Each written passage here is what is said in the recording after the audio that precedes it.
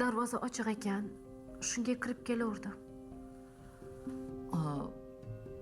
Xo'sh, nima ishingiz bor edi menda?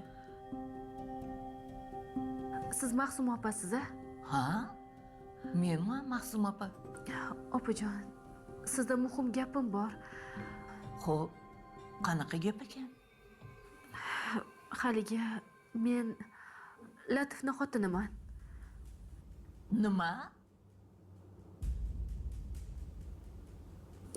Ha, opajon.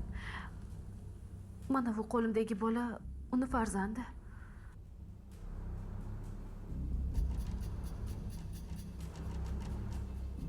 Bu nima bema'nilik? Kuyovimni ko'rolmasdan bunaqa tuhmatlar uyushtirgani uyalmaysizmi? Yo'q opajon, tuhmat emas, bu bor haqiqat. Singlim, qizimni to'yiga bir hafta qoldi. Kuyovim badavlat oiladan.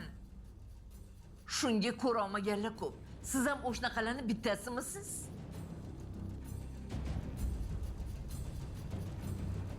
Opa, kuyovingiz menga uylanaman deb va'da bergandi. O'rtada nigohimiz bor. Aytyapman-ku, mana bu bola uni bolasi deb. Shunaqami? Unda qani isbotingiz? Zaksdan o'tganmisizlar? Bolani tan olganmi? Yo'q, mendan ham, bolasidan ham tonib yuribdi. Ana, ko'rdingizmi? Kimlardandir orttirgan bolangizni kuyovimni bo'yniga osib qo'ymoqchi bo'lyapsiz. Og'zingizga qarab gapiring.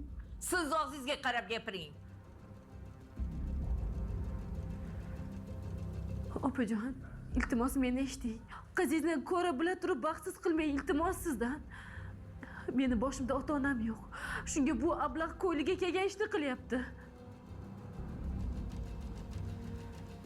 Bo'ldi bas. Yaxshilikcha keting. Bo'lmasa hozir ichki ishlarga qo'ng'iroq qilaman. Kuyovimga tuhmat qilganingiz uchun sizni qamataman.